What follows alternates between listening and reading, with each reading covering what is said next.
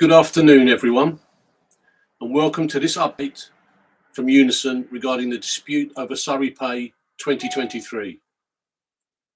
My name is Paul Couchman. I am the UNISON branch secretary and the lead negotiator on Surrey Pay.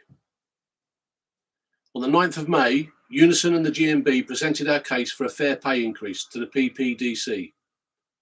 That's the People Performance and Development Committee of the Council. The meeting was chaired by the council leader, Tim Oliver, and is the final stage in the internal disputes procedure. To cut to the chase, the council are refusing to improve upon their initial offer.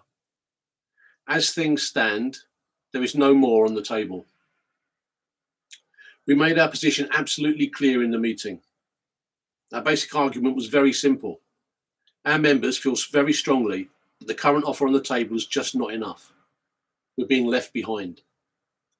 Average private sector pay has increased faster than pay in the public sector. Our members are being pushed further and further towards poverty lines, and this needs to stop. We provided the council with just some of the 250 plus written responses we received from you in our pay survey last year, which made harrowing reading.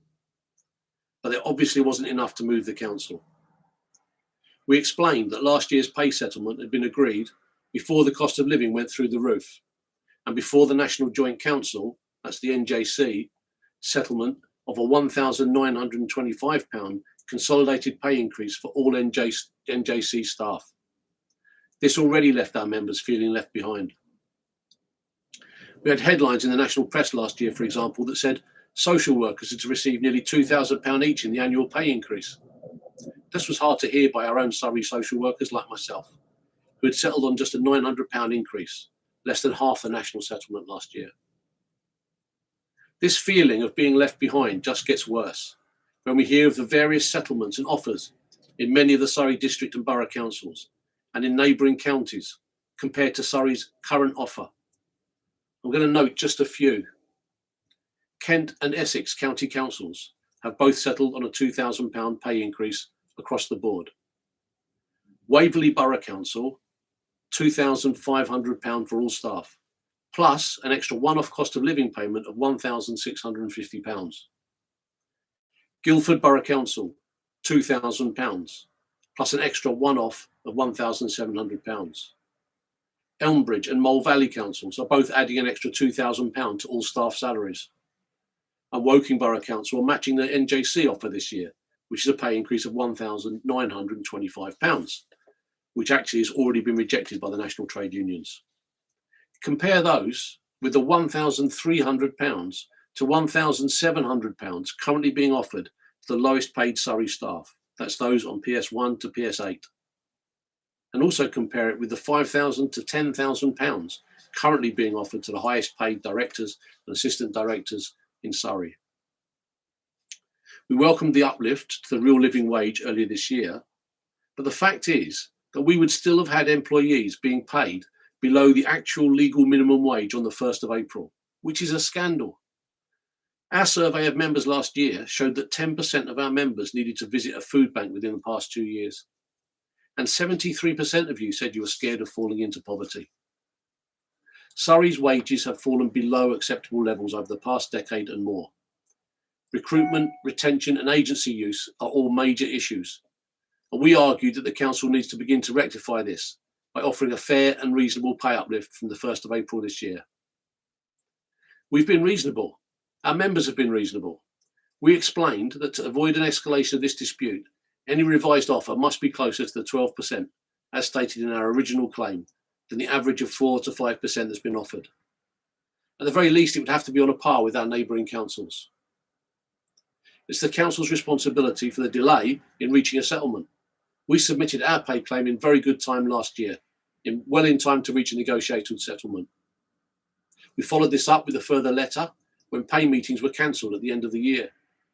The council's offer came to us only in February, when we immediately carried out a consultative ballot of members. That ballot result was conclusive.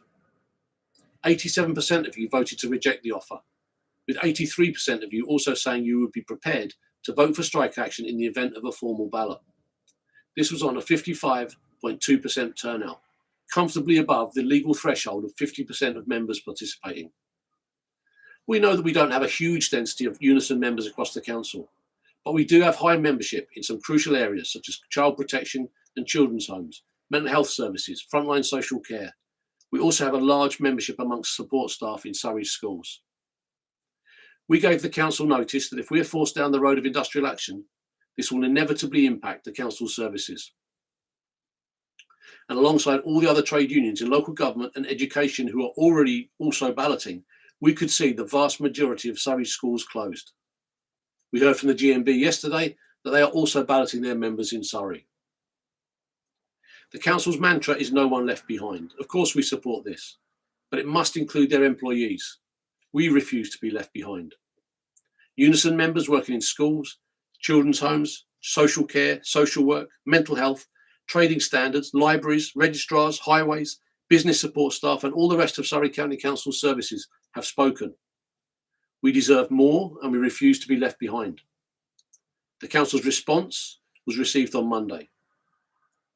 The members of the committee were of the view that they could not uphold the union claim of a pay award that would add to the budgeted 5% already made. So what happens next? We're now beginning the process within the union to proceed to a formal industrial action ballot of UNISON members working for the county council. They've made absolutely no improvement on their initial offer. Effectively, they're calling our bluff. They do not believe that our members, their staff, you, will vote for industrial action. We now have to prove them wrong. Our UNISON reps met yesterday and effectively held a council of war. We voted unanimously to go to a strike ballot and to recommend that members vote yes to strike action, as you did during the consultation. As soon as we are able, within the next week or so, we will give the council notice that we will be balloting our members for official legal industrial action. The ballot will be conducted by an independent party and will be done by post to your home addresses. You must complete the ballot and return it immediately in the prepaid envelope. The campaign will be over if we don't get over 50% of you returning your votes.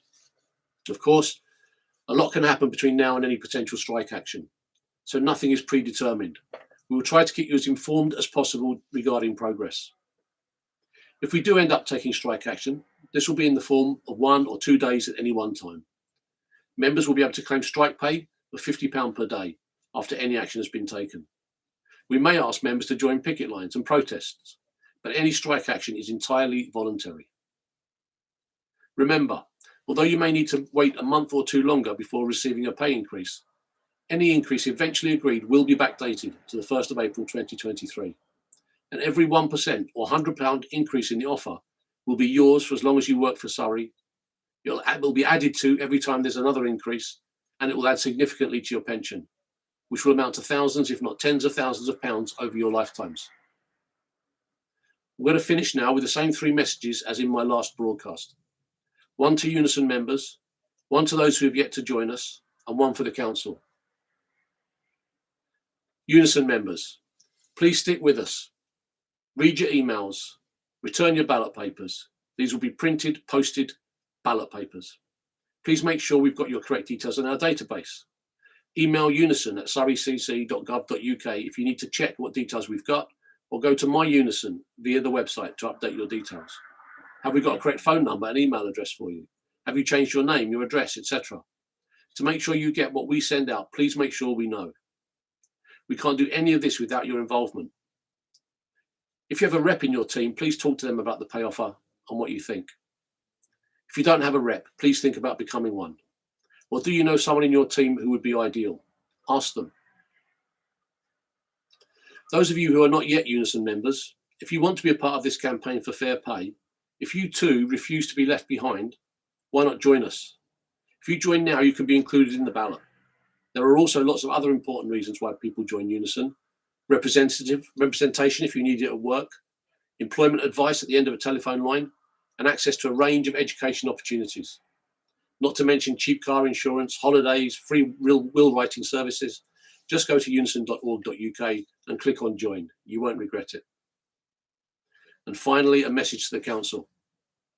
The huge turnout in our consultative ballot was much higher than any previous ballot and a higher turnout than all of the council surveys.